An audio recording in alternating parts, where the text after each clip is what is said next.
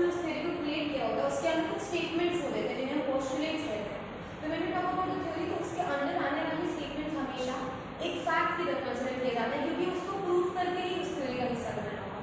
तो cell theory देने वाले दो बायोलॉजिस्ट थे, श्नीडन एंड सन, जिसमें जो श्नीडन थे वो बॉटनिस्ट थे। बॉटनिस्ट यानी कि जो बॉटनी के स्टडी प्लांट्स को स्टडी करते हो, और शन यानी कि जो जूलॉजिस्ट को स्टडी करते हैं। ये चीज़ फेवरेबल इसलिए भी होगी बिकॉज बायो इन्हीं दोनों चीज़ों में तो पता है, तो दोनों कैटेगरी के if the people belong to both the category, so it was very sure कि जो भी स्टेटमेंट्स आएंगे वो फुल प्रूवन है। तो इन्होंने सेल के फंक्शनिंग को स्टेट करने के लिए कुछ स्टेटमेंट्स दिए, जैसे कि ऑल द ऑर्गेनिजम्स, जितने भी ऑर्गेनिजम्स हैं, they are made of all the living organisms, they are made of cell। Obviously बात है, सेल की बात कर रहे हैं तो पहले उन्होंने बताया कि किसी भी तरीके का लाइफ फॉर्म अगर अर्थ पे एग्जिस्ट कर रहा है तो वो लाइफ फॉर्म कैसा होगा, सेल से बना हुआ होगा। दूसरा उन्होंने बोला कि जितनी भी सेल है ये सारी सेल किसी पर्टिकुलर फंक्शन को परफॉर्म करने के लिए बनी है या एक पर्टिकुलर टास्क को परफॉर्म करने के लिए बनी है। सो it was again here all the cells have a specific task to perform या specific task और function you can say, जिसके लिए वो है।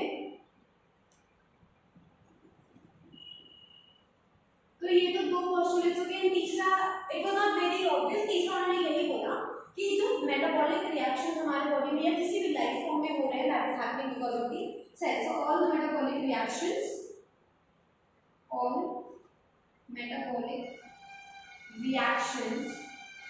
are result of their function। जितने भी मेटाबॉलिक रिएक्शन हमारे बॉडी में हो रहे हैं वो क्यों हो रहे हैं, क्योंकि हमारे बॉडी की सेल्स एक्टिव हैं, वो आपस में कुछ फंक्शन परफॉर्म कर रही है जिसकी वजह से वो इंटरेक्शन हो रहे हैं, they giving us result. So all the metabolic reaction are the result of the functions that they perform.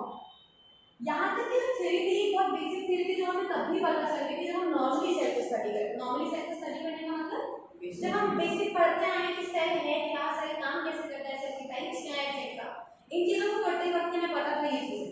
तो ये कहीं ना कहीं इनकम्प्लीट लग रहा है ना, there is nothing very specific जो हमें जानने को मिला। तो एक और बायोलॉजिस्ट आए जिनका नाम था, इन्होंने तो 1839 और 38 में अपना काम कर दिया। अब रुडोल्फ वर्चाव नाम के एक नए बायोलॉजिस्ट आए जिनको लगा कि this cell theory is still incomplete. कुछ अगर ये थ्योरी है तो ये अपने आप में कंप्लीट होनी चाहिए क्योंकि लोग इसको मान लेंगे बिना किसी प्रूफ के। तो उन्होंने एक अमेंडमेंट किया, यानी कि इसको कंप्लीट बनाने के लिए एक नया फैक्ट टेबल किया जिसको उन्होंने अपनी लैंग्वेज में, कौन से ईयर में हुआ, 1855। तो to prove the real statement उन्होंने अपने लैंग्वेज में एक स्टेटमेंट दिया that was omnis cellula e cellula, जिसका सिंपली मतलब क्या था, जो कि चौथा और मोस्ट इंपॉर्टेंट पोस्टुलेट है सेल थ्योरी का, all the cells arrive from a pre existing cell. यानी कि जितने भी सेल्स इस वक्त सर्वाइव कर रहे हैं या एग्जिस्ट कर रहे हैं उन्हीं से कोई नया सेल बनेगा। ऐसा नहीं हो सकता कि सडनली कोई सेल इवॉल्व हो गया किसी तरीके का जेनेटिक कॉम्पोजिशन और सडनली कोई सेल प्रोड्यूस हो जाए। जितनी भी सेल्स बन रही है they all will arrive from a pre existing cell, कोई ना कोई पहले से रह रही सेल ही उन्हें प्रोड्यूस करेगा। And by now we consider that the cell theory was complete in itself, यानी कि इस वक्त सेल थ्योरी को कंप्लीट माना गया। So this is what cell theory is. It has been initiated by Schleiden and Swan in 1839 and 1838 and corrected या completed by Rudolf Virchow in 1855, stating that all the cells arise from a pre-existing cell or omnis cellula e cellula। ठीक है, तो ये हो गया cell theory. तो last topic हमने कल क्या पढ़ी थी? The last topic that we studied was the structure of nucleus। तो basically now what we have to know about, हमने मल्टीसेलुलर और यूनिसेलुलर ऑर्गेनिजम्स की बात भी की थी। तो दोनों में डिफरेंस क्या देखा था कि एक ऑर्गेनिज्म वो है जिसमें सारा का सारा फंक्शन एक ही सेल का करता है। मतलब कौन से हैं ये? यूनिसेलुलर ऑर्गेनिजम्स ना। यूनिसेलुलर ऑर्गेनिजम्स में हर एक फंक्शन कौन परफॉर्म कर रहा है? Single cell. तो डिवीजन ऑफ लेबर एक टर्म इंट्रोड्यूस हुआ जिसका मतलब क्या था? लेबर को डिवाइड करना। लेबर मीन जो भी काम, जो भी फंक्शन है उसको डिवाइड करना। तो आपको क्या लगता है डिविजन ऑफ लेबर को किसमें देखेगा, मल्टीसेलुलर या यूनिसेलुलर? मल्टीसेलुलर नहीं होगा, मल्टीसेलुलर डिविजन ऑफ लेबर दोनों में करना पड़ेगा। क्यों? क्योंकि जैसे हम लोग सपोज एक टास्क हमें मिला है कि हमें एक इवेंट ऑर्गेनाइज करना है। अब मैंने बोला कि चलो हम सारे लोग मिलकर एक इवेंट ऑर्गेनाइज करेंगे, सारी जिम्मेदारी मेरी है, तुम लोग बस हाँ ना करते रहना। तो तुम्हें लगता है टास्क कंप्लीट करने के लिए तुम लोग हो मेरे पास, मेरे को सपोर्ट कर सकते हो, लेकिन फिर भी मैंने क्या किया, सारी जिम्मेदारी अपने सिर पे ले ली और बोला कि तुम लोगों को बस मुझे बताना है कि मैं सही कर रही हूँ या गलत, बस स्पेक्टेटर बन के बैठे हो। तो तुम्हें लगता है, और एक सिचुएशन ये हुई, दूसरा सिचुएशन ये हुआ कि मैंने एक लिस्ट बनी कि ये काम है, एक टास्क तुम्हें और एक टास्क तुम्हें, ऐसे करके सब में मैंने एक टास्क बांट दिया और हम सब एक टीम की तरह काम कर रहे हैं। ज्यादा प्रोडक्टिव कौन सा होगा? Team work. ऑब्वियसली यही होता है division of labour. Division of labour का सिंपल सा मतलब ये है कि जो भी टास्क एक सेल, अगर यूनिसेलुलर ऑर्गेनिज्म है तो एक ऑर्गेनिज्म, और अगर मल्टीसेलुलर है तो एक पर्टिकुलर सेल, हर एक सेल का डिफरेंट टास्क होगा। यहाँ तक एक टिश्यू के अंदर भी अगर अलग अलग तरीके की सेल्स हैं तो उन सेल्स का भी अपना अपना काम होगा। इसका सबसे कॉमन एग्जांपल है ब्लड आपने बहुत बार पढ़ा है, आरबीसी, डब्ल्यूबीसी, प्लेटलेट्स, तीनों के अलग अलग फंक्शंस होते हैं, तीनों सेल है, ब्लड क्या है, टिश्यू है। तो चाहे कुछ भी हो, हर एक सेल एक पर्टिकुलर फंक्शन को परफॉर्म करने के लिए बना है, और सेल ही नहीं, सेल के अंदर कुछ चीजें होती हैं जिन्हें हम सेल ऑर्गेनेल्स कहते हैं। सेल ऑर्गेनेल यानी कि आप कैसे समझ सकते हैं कि these are the family members of the cell. जैसे हम सब एक फैमिली है, we are completing each other, उसी तरीके से ये सेल ऑर्गेनेल्स सेल की पूरी फैमिली को कंप्लीट करते हैं। तो चाहे आप इंडिविजुअल सेल की बात करें, चाहे आप इंडिविजुअल ऑर्गेनिज्म की बात करें, या किसी इंडिविजुअल सेल ऑर्गेनेल की बात करें, हर एक पार्टिसिपेंट को उसका अपना टास्क दिया गया है करने के लिए।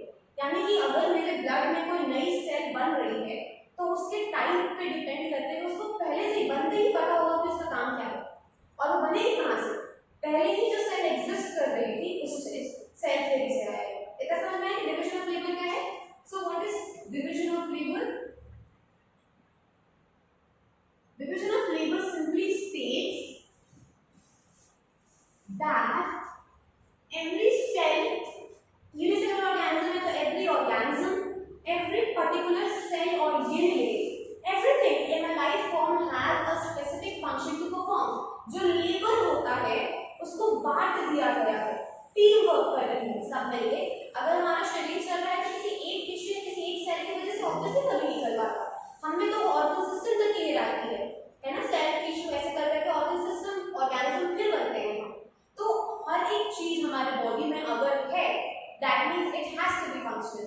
तो आप कहेंगे कि मैम आपने क्लास से पढ़ा था डाइजेस्टिव सिस्टम में तो अपेंडिक्स होता है, वेस्टिजियल होता है, ऐसे ऑर्गन्स भी हैं हमारे बॉडी में जिनका कोई फंक्शन नहीं है।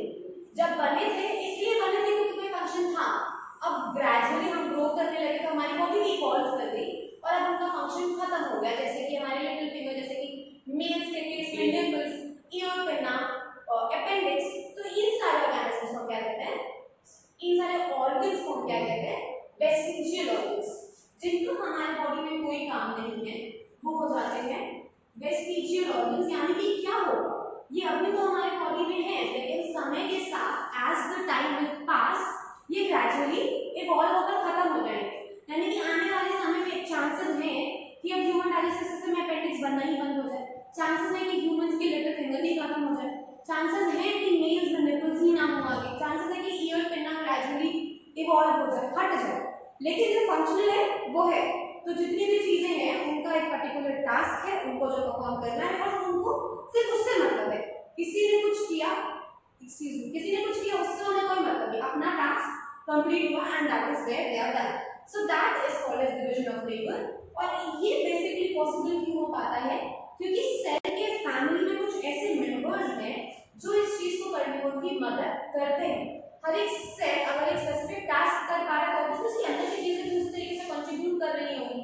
सपोज हमने ऐसे बात किया कि क्लास 9 है ना, तो क्लास 9 ये काम करेगा, क्लास 10 ये काम करेगा।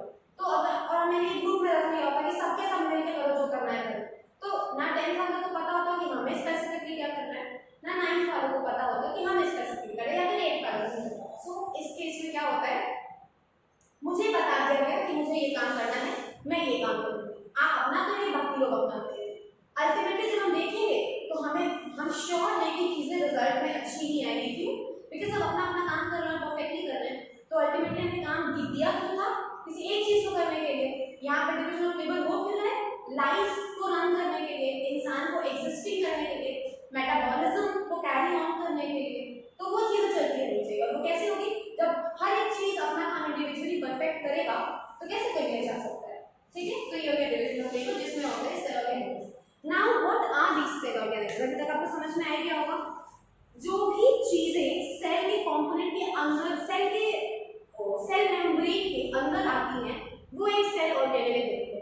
अब आप राइबोसोम्स कह लीजिए, आप न्यूक्लियस कह लीजिए, आप lysosome, endoplasmic reticulum, Golgi apparatus, vacuole, बहुत सारी चीजें हैं।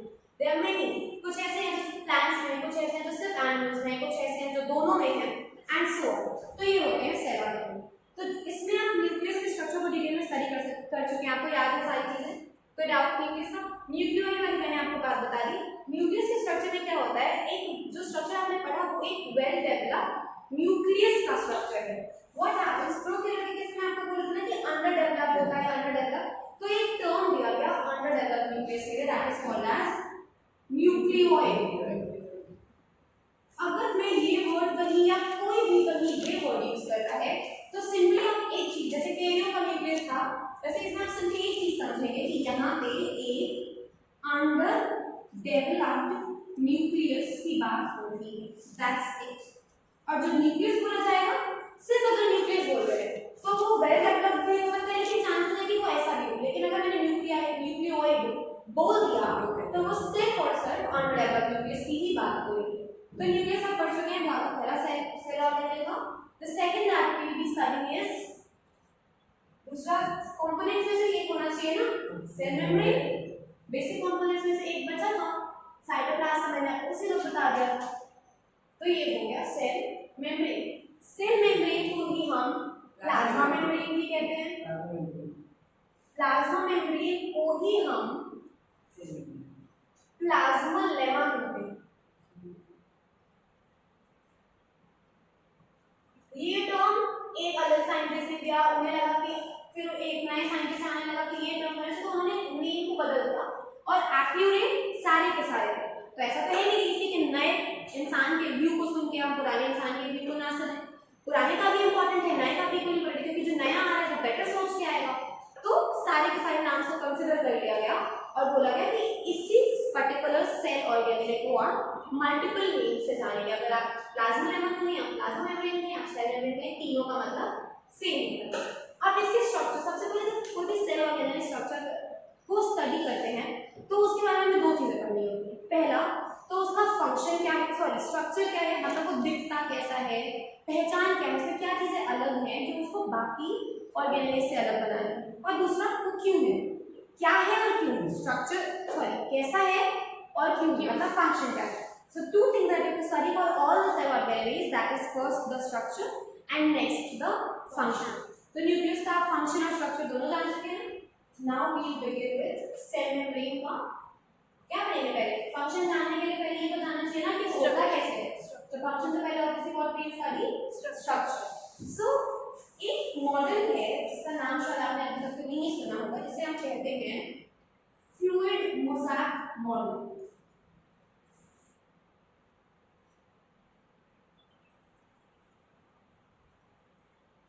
ये एक बहुत सारे, जब किसी चीज को प्रूव करने की बात आती है तो बस मैं ही आपसे बोलूँ कि चलो एक ये टास्क है, आप सबको अपने अपने तरीके से ये प्रूव करना है। तो क्लास में अगर 60 स्टूडेंट्स, तो मेरे पास 60 तरीके हैं इस बात को प्रूव करने के लिए।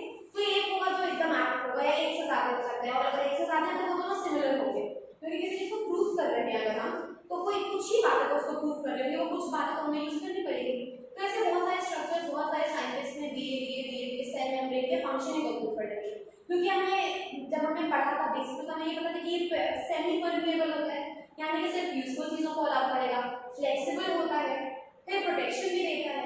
तो इन सारी चीजों को वैलिड करने के लिए ऐसा स्ट्रक्चर मिले, जो ऐसा मॉडल मिले जो सारी बातों को वेरीफाई करे। तो सारे स्ट्रक्चर आते हैं कि what this model which was given by singer and Nicolson in the year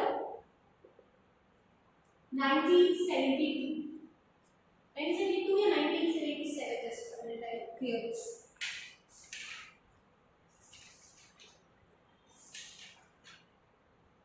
1972 तो उन्होंने क्या किया, सारा उन्होंने बताया कि एक मॉडल होता है, मैं आपको एक मॉडल बता दे रहा हूँ जिसके तहत आपको ये पता चलेगा कि सेल मेम्ब्रेन एक्चुअली में कैसा होता है। सो दिस फ्लूइड मॉडल को फ्लूइड कह रहे हैं, दैट मींस कोई ऐसी चीज होगी जो फ्लूइडिटी स्ट्रक्चर यानी कि लिक्विड या तो गैस से रिलेटेड होनी ही होनी है। एक बात हमें पता चली, मोज़ैक टर्म का मतलब इंग्लिश में क्या होता है, डॉटेड सा स्ट्रक्चर। जैसे कहते हैं ना मोज़ैक डिजीज हो गई है, किसी पत्ती पे हमें डॉट ग्रे कलर के या येलो कलर के डॉट्स दिखते हैं तो उसे कहते हैं मोज़ैक स्ट्रक्चर है। तो अगर फ्लूइड हो गया मोज़ैक, मोज़ैक का मतलब कि जो भी स्ट्रक्चर होगा उसमें थोड़ी थोड़ी देर पे हमें कुछ ना कुछ ऐसी चीजें दिखेंगी जो बाकी स्ट्रक्चर से अलग होगी, एक हाँ एक डॉट जैसी कुछ दिखेगी। अब हमें ये पता है नाम से ही कि ये दो चीजें होनी चाहिए। तो लेट्स सी, तो बेसिकली जो स्ट्रक्चर होता है इसमें एक फॉस्फोलिपिड्स है। फॉस्फोलिपिड्स आपने नहीं सुना हो, फॉस्फोलिपिड्स को समझते हो, उन्हीं लिपिड्स में जब फॉस्फेट के मॉलिक्यूल्स आकर अटैच हो जाते हैं तो उन्हें फॉस्फोलिपिड कहते हैं। तो इस लेयर में फॉस्फोलिपिड्स का बेड बनता है जो कि कंटीन्यूअस होता है और डबल लेयर होता है, यानी कि फॉस्फोलिपिड्स का बेड है तो एक लेयर इस तरफ से होगा अंदर की तरफ और एक लेयर इस तरफ, क्योंकि सेल मेम्ब्रेन है ना, और एक लेयर इस तरफ से होगा अंदर की तरफ। तो एक कंटीन्यूअस डबल लेयर बेड होता है जिसके अंदर कुछ प्रोटीन्स फ्लोट कर रहे होते हैं। अभी बस इतना समझो, जो स्ट्रक्चर है वो फॉस्फोलिपिड्स का बेड का लेयर है डबल, जिसके अंदर कुछ प्रोटीन्स फ्लोट कर रहे हैं। अब इमेजिन करो स्ट्रक्चर कैसा दिखेगा। फॉस्फोलिपिड्स जो होते हैं वो दो पार्ट्स में मिलकर बने होते हैं। एक होता है उनका हेड ग्लोब्यूलर और हर एक हेड से दो टेल निकल रही होती है। तो ये हो गया ग्लोब्यूलर हेड, समझ में आ रहा है ना, ये हो गया टेल, ठीक। The globular head and the tail. अब हंसी आ रही है तुम्हें, टेल इज द टेल नहीं, it is just the part of the structure. ये जो ग्लोब्यूलर हेड होता है अगर इस तरीके से है तो डेफिनेटली दोनों की अपनी कोई पर्टिकुलर पहचान होगी। पर्टिकुलर पहचान का मतलब ये जो हेड होता है this is polar, polar and hydrophilic. थोड़ा समझना है चीजें आपके लिए नहीं हुई तो आपको डिस्टर्ब कर सके। और जो टेल होती है अगर एक हाइड्रो टर्म यूज हो गया मतलब किससे रिलेटेड होगा, वाटर से। फिलिक का मतलब होता है लव, यानी किसी चीज के अंदर सर्वाइव इजीली करना, तो वो बाहर मारेंगे अच्छा से। तो वाटर लविंग स्ट्रक्चर्स होते हैं, यानी कि अगर इनके अगल बगल वाटर मौजूद है तो दे विल सर्वाइव, और अगर वाटर नहीं है तो फिर कोई दिक्कत नहीं, but they are the structures that can survive with water. और ये जो टेल्स होते हैं दीज आर हाइड्रोफोबिक। हाइड्रोफोबिक का फोबिया पढ़ा है ना आपने, फोबिया का मतलब जिससे डर, डिजीज नहीं होता है, डर। तो फोबिक मतलब फियर, हाइड्रो मतलब वाटर, पानी से। अब इतने सबको समझ में आ रहा होगा कि ये डेफिनेटली जो फॉस्फोलिपिड्स का लेयर बन रहा है ये पर्पसली बनाया जा रहा है किसी चीज को इनिशिएट कर। हम जानते हैं जो सेल है उससे अगर जनरली लिक्विड एनवायरनमेंट में रखना है, आवर बॉडी is 70% वाटर, तो ऑल दीज सेल्स यहाँ पर लिखी है सर्वाइव कर रही हैं, they will have fluid around it. Solid भी हो सकते हैं पर सेल मेम्ब्रेन के कांटेक्ट डायरेक्ट कांटेक्ट में कोई फ्लूइड ही आएगा। तो जो बाहर की तरफ चीज रहे अगर वही पानी से डरने लगे तो क्या सेल मेम्ब्रेन स्टेबल रह पाएगा? ये हेड ऊपर की तरफ रहता है, इस तरीके का स्ट्रक्चर होता है। बहुत सारे हेड्स आपस में अटैच होते हैं।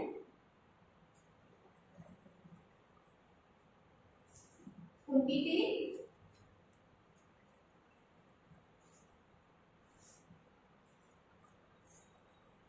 मैंने आपको ये बोला कि डबल लेयर है ना ये, तो दूसरी वाली ऑपोजिट साइड से होती है, यानी कि इस बार जो होगा टेल्स अंदर की तरफ हो जाएंगी और हेड्स, समझ में आ रहा है?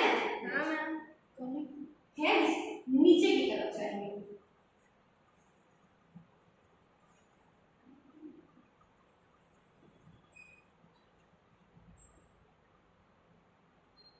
ठीक, तो ये हो गया। मैंने आपको बोला था कि ये जो स्ट्रक्चर है वो फॉस्फोलिपिड्स का बेड है जिसके अंदर प्रोटीन मॉलिक्यूल्स फ्लोट कर रहे हैं। यहाँ पर समझो प्रोटीन मॉलिक्यूल नहीं दिक्कत, हम झूठ तो बोल नहीं रहे, कहीं निकलसन बोल के गए तो हम कौन होगा उसको बताना है, तो कहीं ना कहीं वो फ्लोटिंग स्ट्रक्चर दिखने चाहिए। तो अगर ये बेड है तो ऑब्वियसली एक लेयर में मैं फिर से बताऊंगी, ठीक है। ये इतना टाइम होगा। अब ये स्ट्रक्चर को देखो जरा, ये कंटिन्यूअस लेयर्स में होंगे बहुत सारे। तो जो प्रोटीन्स होते हैं वो दो तरीके के होते हैं। दो तरीके के होने का मतलब एक वो होंगे जो सिर्फ सरफेस पे होंगे और दूसरे वो होंगे जो अंदर तक जाएंगे।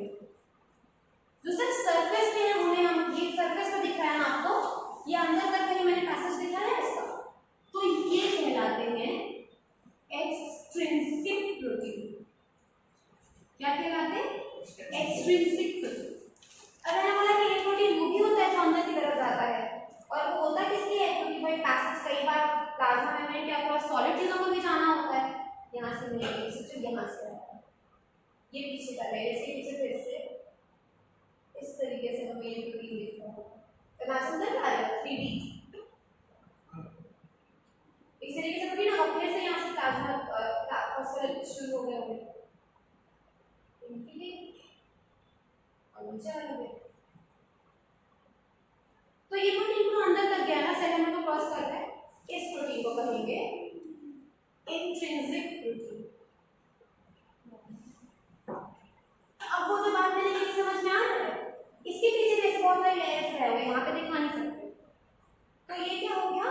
एक ग्लोब्यूलर हेड, उसकी टेल, जिसमें ये जो है ये हाइड्रोफिलिक है, और ये नीचे जो टेल है ये फोबिक है। अब ये समझो कि ये क्यों फिलिक और फोबिक है। हमने आपको क्या बताया कि सेल के अगल बगल ऑब्वियस सी बात है मैक्सिमम टाइम फ्लूइड स्ट्रक्चर्स रहते हैं, तो अगर ये और यही चीज हाइड्रोफोबिक हो जाती तो क्या हमारे बॉडी में कोई भी सेल सर्वाइव करता? सबसे बाहर ये है सेल मेम्ब्रेन, सबसे बाहर और इसके बाहर पानी। तो जो चीज कांटेक्ट में आ रही है तो वो चीज ऑब्वियसली ऐसी चीज होनी चाहिए ना जो पानी में सर्वाइव कर सके, पानी को पसंद करे। तो बहुत ऑब्वियस सी बात है कि अगर इधर हर जगह पानी है तो बीच में ही वो चीज देख सकते हैं जो पानी में ना सर्वाइव करता है। दैट इज व्हाई ये हाइड्रोफोबिक हो गया, पानी को इसको तो फेस करना नहीं है। कोई चीज अगर ऐसी है जिसको पास करना है तो इसके थ्रू जाएगी, तो ये क्या हो गया? हाइड्रोफिलिक हो गया। क्यों? बिकॉज सेल को हर वक्त कहीं ना कहीं सर्वाइव कर रहे हैं जहाँ फ्लूइड स्टेट है। समझ में आ रहा है? उस जगह हाइड्रोफिलिक, इसीलिए वो हाइड्रोफिलिक होता है। And this is what is called as fluid mosaic model. Fluid क्यों? समझ में आ गया? मोज़ैक क्यों? ये जो प्रोटीन्स हैं, ये जब आप माइक्रोस्कोप के स्ट्रक्चर को स्टडी करते हैं तो ये एकदम ऐसे डॉट्स की तरह दिखते हैं, जगह थोड़े तो ये हो गया mosaic. That is why it is called as a fluid mosaic model. अब चीजें पास कैसे होती है? सपोज कोई कंटेंट है सेमी परमिएबल, मैंने आपको याद बताया, मतलब इस सेल पर्सन ये उसको चीजों को अलग करेगा। तो कोई चीज यहाँ पे आई, इसने अपने जब जो भी चीजें पास होने हैं वो प्रोटीन के थ्रू ही पास होगी। एक्सट्रिंसिक है तो यहीं से लौट जाएगी, और अगर इंट्रिंसिक है तो इसको पूरा पास करने को अलाउ करेगा। अलाउ कैसे करेगा? एक फर्क बनता है, आप सीने क्लास में पढ़ेंगे, एक फर्क बनता है अंदर ही अंदर। सपोज कोई चीज है यहाँ पे इम्बेड हो गया, धंस गया, अब वो ग्रेजुअली रास्ता बनाता जाएगा और एक समय आएगा जब सेल के अंदर पहुंच जाएगा। डिफ्यूजन ऑस्मोसिस सब सुना होगा वही। तो अब ये जो इतना समझ में आएगा स्ट्रक्चर, कोई डाउट स्ट्रक्चर को लेकर किसी को? नेम्स में डाउट है? क्या डाउट है बताओ? नेम खतरनाक, हाँ नाम खतरनाक ही होते हैं थोड़े हैं बाय। ठीक है, इतना समझ में आया आपको स्ट्रक्चर पूरा? So this is the structure. अब हम क्या बात कर रहे हैं? सेल मेम्ब्रेन एक ऐसा यूनिट है जो कि चीजों को पास करवाता है, यानी कि ट्रांसपोर्ट करता है। तो अब हमें इसके आगे ये पढ़ना है कि ट्रांसपोर्ट किस तरीके का और क्यों। तो लेट्स स्टार्ट करते हैं। कितना क्लियर है ये सब कुछ आपको?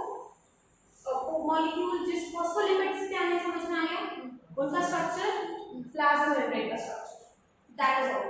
Now we have to begin the next topic, that is ये जो ट्रांसपोर्ट्स होते हैं ये किस तरीके से होते हैं। सेल मेम्ब्रेन अगर पढ़ रहे तो ऑब्वियसली ट्रांसपोर्ट के लिए स्टडी करिए, वही तो इनका मेजर फंक्शन है। They are allowing the things across the cell ना। So the transports that these membranes do are of three types. Topic है ट्रांसपोर्टेशन अक्रॉस सेल।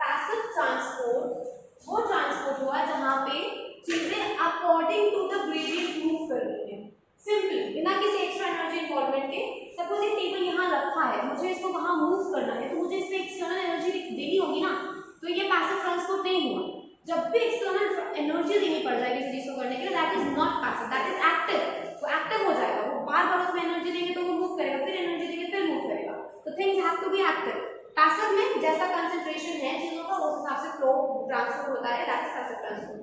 तो आपने दो टर्म्स ऑब्वियसली सुने होंगे, ऑस्मोसिस एंड डिफ्यूजन। सुना है ना? नहीं सुना है? ऑस्मोसिस ये होते हैं पैसिव ट्रांसपोर्ट के तरीके। सो पैसिव ट्रांसपोर्ट दो टाइप का होता है, one is the osmosis and the other is diffusion. दोनों ऑलमोस्ट सेम है लेकिन बहुत ही स्लाइट सा डिफरेंस होता है दोनों में। अगर हम बात करें ऑस्मोसिस की और फिर हम बात करें डिफ्यूजन, क्योंकि मैंने पैसिव बोला तो मैंने आपको बोला कि जो चीज जैसे होगी वैसे ही मूव करेगी। तो ट्रांसपोर्टेशन में क्या होता है, सपोज इस रो में 10 बच्चे बैठे हैं, इस रो में बैठे हैं 4 बच्चे। मैंने बोला कि क्लास को बैलेंस करो इस तरीके से, सपोज ये क्लास जो है ये सेंटर से किसी स्टिक पे लोकेटेड है, किसी भी एक तरफ मास ज्यादा है तो दोनों की तरफ लुढ़क जाएगी। तो मैंने तुमसे बोला कि दोनों क्लास को बैलेंस करो, तो इधर 4 था इधर 6, तो इस इधर से कोई उठ के इधर आएगा या कम से ज्यादा की तरफ आएगा या ज्यादा आएगा? ऑब्वियस सी बात है, अगर हमें बैलेंस करना है चीजों को तो चीजें हायर कंसंट्रेशन मतलब इधर चीजें ज्यादा है से लोअर कंसंट्रेशन जाएगी, यानी कि जिधर चीजें कम है। इसी को हम कहते हैं कंसंट्रेशन ग्रेडियंट, ज्यादा से कम की तरफ। हर बार यही है स्टेबिलिटी। मुझे भूख लगी है और मेरे बगल में मेरा दोस्त खड़ा है जिसको कम भूख है, तो ज्यादा मैं खाऊंगी और जिसको कम भूख है वो कम खाएगा। ऐसा नहीं कि वो ज्यादा खाएगा मैं भूखी कि मैं देखूंगी कि तुम खा लो तो मैं खाऊंगी। जहां जो चीज की रिक्वायरमेंट है वहां ज्यादा, जहां कम की रिक्वायरमेंट है वहां कम। सो बेसिकली पैसिव ट्रांसपोर्ट में क्या होता है, कंसंट्रेशन ग्रेडियंट के हिसाब से चीजों को ट्रांसपोर्टेशन जब भी होगा बैलेंस ही कैरी होगा।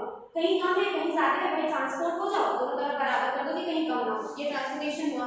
पैसिव हो रहा है तो जैसी चीजें होनी चाहिए वैसे होगा, बिना किसी एक्स्ट्रा एनर्जी के। चीजें कैसी होनी चाहिए, अब चीजें ऐसी होनी चाहिए कि हायर से लोअर की तरफ जाए और दोनों तरफ बैलेंस हो जाए। तो इधर 6 थे इधर 4, टोटल हुए 10, इधर 5 रह जाएंगे, एक उठ के इधर आ जाएगा, दोनों तरफ हो गए 5 चीजें हो गई बैलेंस। इसे हम कहते हैं ऑस्मोसिस और डिफ्यूजन दोनों ही है। अभी कुछ नहीं बता सकते कि ऑस्मोसिस या डिफ्यूजन है, लेकिन अब मैंने ये तो सिंपल ऐसा था, मैंने बोला कि अपनी जगह बदल बैलेंस करो कैसे भी करना है। ये प्रोसेस हो गई डिफ्यूजन, जिसमें आप दोनों एक दूसरे से चेंज करने के लिए फ्री थे, कोई बीच में रोक थी, उठा इधर आ गए उठा उधर चले गए, तो हाई से लो की तरफ तो गया विदाउट एनी मेम्ब्रेन, कोई रुकावट थी? अब सपोज मैंने ये इंक है, इसके अंदर इंक डालते हैं हम, वो बॉटल है इंक की, हम क्या, अब सपोज मैंने एक गिलास पानी लिया, उसके अंदर मैंने एक ड्रॉप इंक डाला, सिर्फ एक ड्रॉप। ग्रेजुअली जब मैं पानी में इंक डालूंगी तो एक ड्रॉप इंक का यहाँ आके कलर देगा, मैंने कुछ नहीं किया, उसको छोड़ दिया, पानी लिक्विड है दोनों, बोलेगा मैंने तो ये पूरा का पूरा पानी ब्लैक हो चुका है, होगा ना? इसी को हम डिफ्यूजन कहते हैं। बिना किसी मेम्ब्रेन के इंक का हायर कंसंट्रेशन कहाँ था? इस ड्रॉप में, और लोअर कंसंट्रेशन पानी में। मूवमेंट कहाँ होगा? हायर से लोअर, पूरा का पूरा पानी हो जाएगा ब्लैक। केमिस्ट्री में भी हाँ, दिस इज डिफ्यूजन। ये डिफ्यूजन हुआ क्योंकि यहाँ पे कोई मेम्ब्रेन नहीं थी। अब यही चीज मैं आपसे बोलूं कि अब दो क्लास है जो एक दीवार से जुड़ी है, यही क्लास मतलब बीच में एक दीवार है, क्लास याद है आपको? पहले बीच में दीवार है, तो मैंने बोला कि भाई वही चीज हो रही है, जिधर ज्यादा और ज्यादा क्लास पर रखने लग रही है, तो ये काम करें सर, आप दोनों बीच में पूरी दीवार है लेकिन किसी तरह बेटा प्लीज मेरी हेल्प कर दो, और दोनों बच्चों को बैलेंस करो। दीवार के अंदर से जाओ, दीवार के ऊपर से जाओ, दीवार के नीचे से जाओ, पर प्लीज बैलेंस करो, तभी हम लोग जिंदा रह पाएंगे। तो अब क्या होगा, अब आपको वही चीज करना है, लेकिन बीच में एक मेम्ब्रेन है, बीच में एक रास्ता है जो आपकी डिफिकल्टी को थोड़ा सा इंक्रीज कर रहा है। उतना इजी मूविंग नहीं होगा जितना इजी मूविंग ये था। अभी भी आप बैलेंस करने के लिए नहीं करेंगे, अगर इधर 10 और इधर 2 तो बाकी उठ के इधर ही आएंगे, लेकिन अक्रॉस द मेम्ब्रेन ये हो जाता है आपका ऑस्मोसिस। इसमें भी चीजें हाई से लो ही जाएंगी क्योंकि ये है कि एक्चुअली पैसिव है, कोई एक्स्ट्रा एनर्जी नहीं देगी, तो यहाँ पे भी हाई से लो जाएंगे, लेकिन यहाँ पे जो मेम्ब्रेन एब्सेंट थी वही मेम्ब्रेन अब यहाँ पर प्रेजेंट हो जाएगी। और यही डिफरेंस होता है ऑस्मोसिस और डिफ्यूजन का। इतना समझ में आया?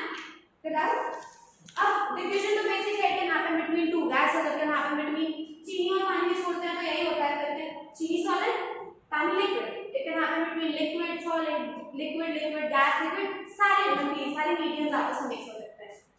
डिफ्यूजन के केस में दो केसेस बनते हैं सर। एक होता है, ध्यान से सुनो तो अपने आप समझ में आ जाएगा कि क्या होता होगा, एक्सऑस्मोसिस, और एक होता है एंडोस्मोसिस। Very good. एक्स मतलब बाहर, एंड मतलब एंडो मतलब इनसाइड। एंडोस्मोसिस एक्सोस्मोसिस वाली वो प्रोसेस हुआ जिसमें चीजें मेम्ब्रेन से, जो जिस भी लिमिट की वो मेम्ब्रेन है, तो किसी चीज की मेम्ब्रेन होगी ना, तो उस बाउंड्री से जब बाहर जाए कोई चीजें, एक्सोथर्मी, उसी बाउंड्री के अंदर आए कोई चीजें, endothermy. And this is what the difference between endothermic and exothermic is. Diffusion osmosis types. समझ में आया? कोई डाउट? एकदम चलो, तो ये हो गया मेरा एस्पेक्ट था इसको। इसमें हम केसेस देखते हैं, अलग अलग केसेस की पॉसिबिलिटी। केसेस क्या? भाई आपने मम्मा चना भिगोती होंगी अक्सर, रात में भिगोती है तो एकदम कड़ा, सुबह देखते हैं सॉफ्ट, इतना सॉफ्ट कि थोड़े से मसाले और थोड़े से वेजिटेबल डाल कर स्प्राउट्स बना के खाया जा सकता है। खाता होगा ना, मैं तो बहुत खाता हूँ, बहुत पसंद है। तो यहाँ पे क्या हुआ, ऐसा ही कुछ होता है ना, उस पर्टिकुलर सीड की एक मेम्ब्रेन रही होगी, उस मेम्ब्रेन को पार करके पानी बाहर से अंदर की तरफ गया, क्या हुआ, एंडोस्मोसिस। मेम्ब्रेन है ना, चना था, उसको पानी में डुबोया, उस चने की एक मेम्ब्रेन है जो हार्ड है, पानी का कंसंट्रेशन, हमें ये अगर हम भिगो रहे हैं तो ऑब्वियसली चने को सॉफ्ट करने के लिए कोई भी चीज अगर हम पानी में डाल रहे हैं तो उसके सॉफ्टनेस को बढ़ाने के लिए डालेंगे। पानी का कंसंट्रेशन ज्यादा कहाँ है, बोल में, बाउल में, जिसमें वो है, कम कहाँ है, चने के अंदर। मूवमेंट कहाँ होगा, बाहर से अंदर की तरफ। पानी का कंसंट्रेशन इधर चने में कम। Suppose I have a bowl of water in which I have few gram seeds. H2O concentration very low, H2O concentration very high। इतना समझ में? मूवमेंट कहाँ होगा, हाई से लो की तरफ। These seeds will swell। वह आप जाकर देखेंगे ये पहले से बड़ी हो चुकी होगी, सॉफ्ट हो चुकी होगी। क्या हुआ ये, कौन सा ऑस्मोसिस, एंडोस्मोसिस। वही मैं आपको समझा रही हूँ।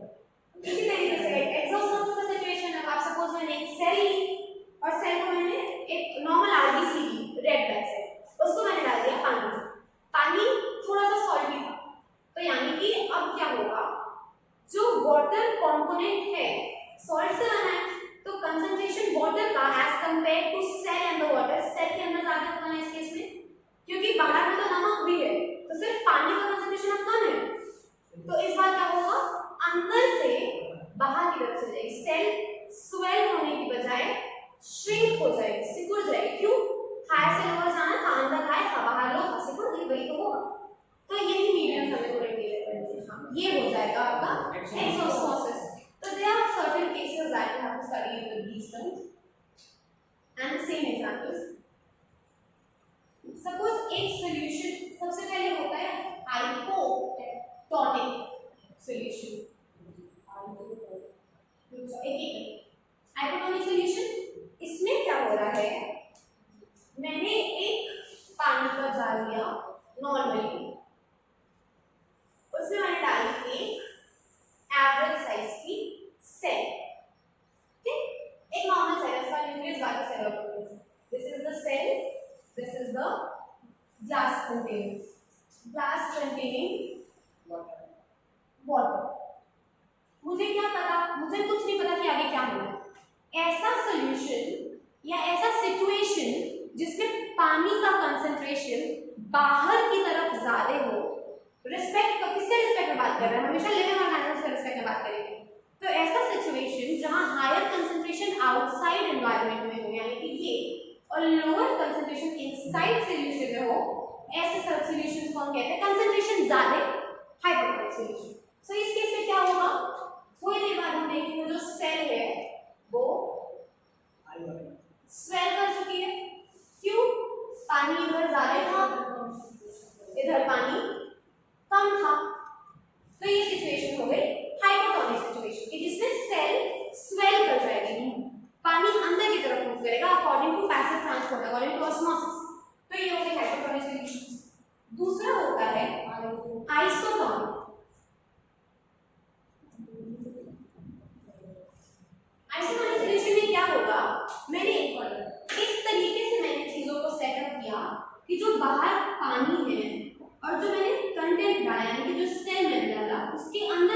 का लेवल है?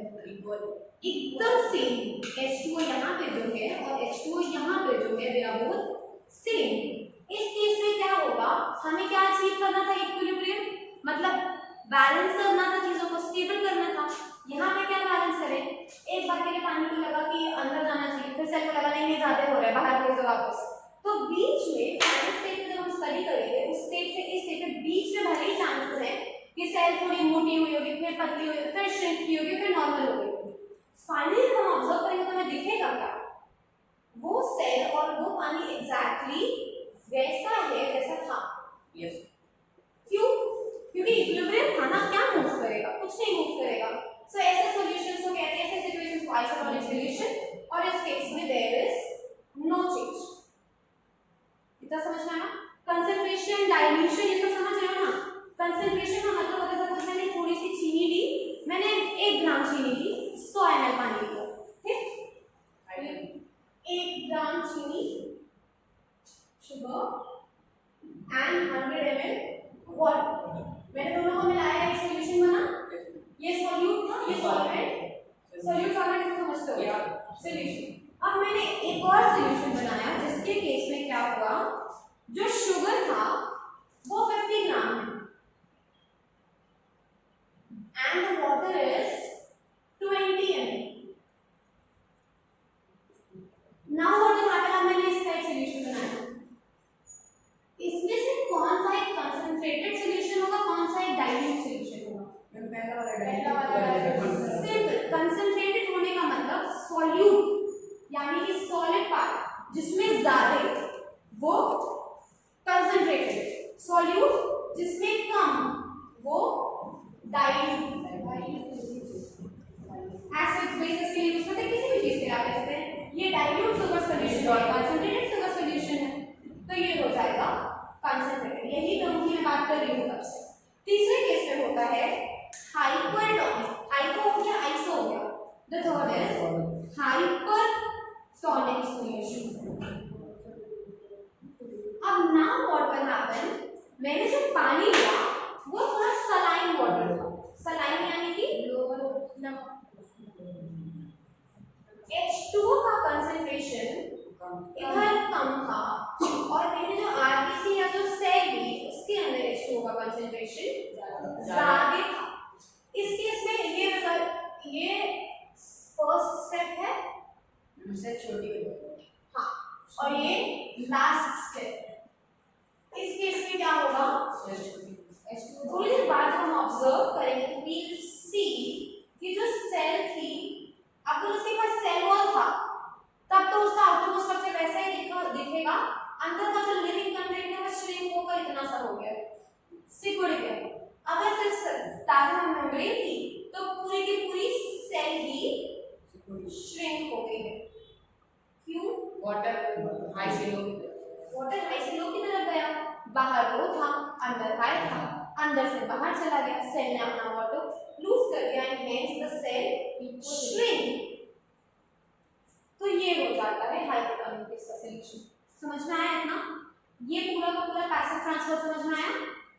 अब हम बात करते हैं एक्टिव ट्रांसफर की।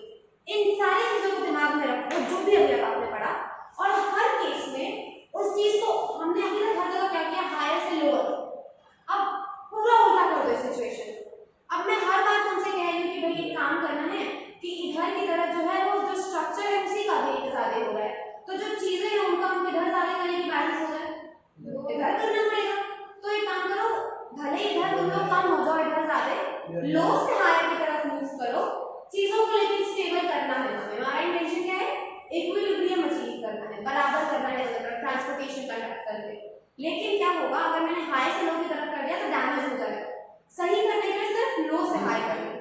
तो अगेंस्ट द बेसिक लॉज आ रहा है, हमारा लॉ क्या कहता है कि कोई चीज अगर रेस्ट पे है और उसके अंदर लाइफ है तो उसको हम एक्सटर्नल फोर्स देंगे तो ही वो मूव करेगा, इसको नहीं ढकेगा ये मूव करेगा। अगर ऐसे करो तो कुछ हो रहा था, नथिंग वाज हैपनिंग। तो एक्सटर्नल, अगर हमें कोई चीज लॉ से अगेंस्ट जाके करनी है तो एक्सटर्नल फोर्स लगाना पड़ेगा। ऑब्वियस सी बात है, इसलिए ऑब्वियस है या नहीं है? इसी को हम कहते हैं एक्टिव ट्रांसफर। जब हम कोई ट्रांसपोर्ट इस तरीके से करें कि उसमें एक्सटर्नल एनर्जी ऐड करनी पड़े या एक्सटर्नल एनर्जी कब ऐड करनी पड़ेगी? बोलो। जब वो लो से हाई की तरफ जाएगा तभी ना। हाई से लो तो बेसिक है, वो तो रूल है, अगेंस्ट द लॉ नहीं है। अगेंस्ट द लॉ क्या है? लो से हाई होता है। तो जब हम एक्स्ट्रा एनर्जी प्रोवाइड कर रहे हैं किसी चीज को होने के लिए, वो ट्रांसपोर्ट कहलाता है एक्टिव ट्रांसपोर्ट। पैसिव और एक्टिव समझ में आ गया? तो ये तो हो गया बेसिक छोटे गैसेस और फ्लूइड से ट्रांसपोर्ट के लिए। इतना बता दूं, the third type of transport जो हमने पढ़ा दैट वाज बल्क ट्रांसपोर्ट। कई बार there are times obviously जरूरत तो पड़ती है, सेल जो है उसको सॉलिड फूड की भी तो जरूरत पड़ती होगी ना। तो तीसरे तरीके का ट्रांसपोर्ट क्या था? Bulk transport. As clear from the name, bulk का मतलब क्या है? भेजा। बल्क का मतलब ज्यादा ना, बहुत सारे या बड़ा मॉलिक्यूल। एक सेल के लिए कोई एक चीज जो हमें नेकेड आई से बहुत माइन्यूट दिख रही है, उससे बड़ी तो दिखती नहीं, वो चीज एक सेल के लिए बहुत बड़ी चीज है। समझ रहे रिलेशन? क्यों है ये डॉट मेरे लिए बहुत छोटा सा डॉट है, लेकिन एक सेल के लिए शायद इतने से डॉट में thousands and thousands of cells आ जाए। ठीक है, उस रिस्पेक्ट में बल्क ट्रांसपोर्ट का मतलब होता है कोई चीज जब बड़े अमाउंट में या किसी बड़े साइज की चीज हो, बिग साइज हो, कोई सॉलिड प्रोडक्ट हो, लार्ज अमाउंट हो, ऐसी चीजों को जब हम सेल के अक्रॉस ट्रांसफर करते हैं तो इस तरह के ट्रांसपोर्ट को हम कहते हैं बल्क ट्रांसपोर्ट। ज्यादा अमाउंट में करना है या सॉलिड चीज करना है या बड़ी चीजें करना है, दैट इज बल्क ट्रांसपोर्ट। ये भी फर्दर दो तरीके के होते हैं, अंदर बाहर। अंदर की तरफ आएगा इंटरनल ट्रांसपोर्ट, बाहर की तरफ जाएगा एक्सटर्नल ट्रांसपोर्ट। तो it's further divided into that categories. Bulk transport का मतलब समझ में आया? अब एक टर्म होता है फैगोसाइटोसिस एंड पिनोसाइटोसिस, जो कि पूरी तरीके से इससे रिलेटेड है। वो टर्म्स क्या है बल्क ट्रांसपोर्ट के? Endocytosis and exocytosis. As clear from the name, endo मतलब जब ये ट्रांसपोर्ट सेल के अंदर, एक्सो मतलब जब वो ट्रांसपोर्ट सेल के बाहर। एंडोसाइटोसिस के केस में दो चीजें आती हैं, इधर एंडो कर लो उधर एक्सो कर लो, आउट इन। एंडोसाइटोसिस के केस में दो चीजें आती हैं, एक होता है सेल ईटिंग, सेल क्या हुआ? सेल इज ईटिंग, और दूसरा होता है सेल ड्रिंकिंग। इन दोनों ही केस में चीजें सेल के अंदर जा रही हैं। When it is a solid thing, it is cell eating. When it is a liquid thing, it is cell. हाँ यही होता है, सही कह रहे हो, it is cell drinking. तो जब सेल किसी सॉलिड प्रोडक्ट को इंटेक करेगा वो फैगोसाइटोसिस करेगा, जब लिक्विड चीज को करेगा तो वो पिनोसाइटोसिस करेगा। Then there is exocytosis. Exocytosis में there is a term called as ephagy या simply exocytosis, जिसको हम कहते हैं ephagy। एक्सोसाइटोसिस को हम कहते हैं, अब कैसे हंसोगे, सेल वॉमिटिंग।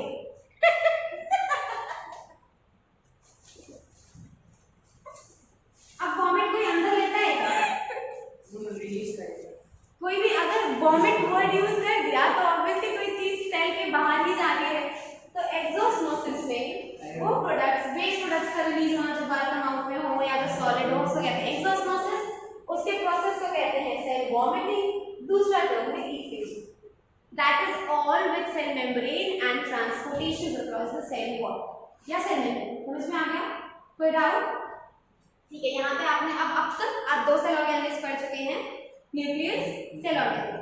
तीनों बेसिक आप पढ़ चुके हैं। साइटोप्लाज्म क्या है? It's just a jelly like structure. Viscous, viscous मतलब हनी, जिस कंसिस्टेंसी की हनी होती है शहद, वो देखो तुरंत पानी जैसा बहता भी नहीं और सॉलिड जैसा रुका भी नहीं रहता है, वो विस्कस होता है, उसको विस्कस कहते हैं।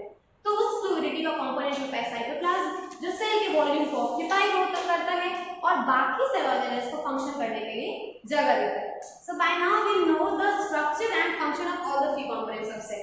इसके आगे हम सेल बचे अभी और भी सेल ऑर्गेनेलिज्म है जिनका अलग अलग फंक्शन है वो पढ़ेंगे। यहाँ तक समझ में आया? So let's meet in the next lecture.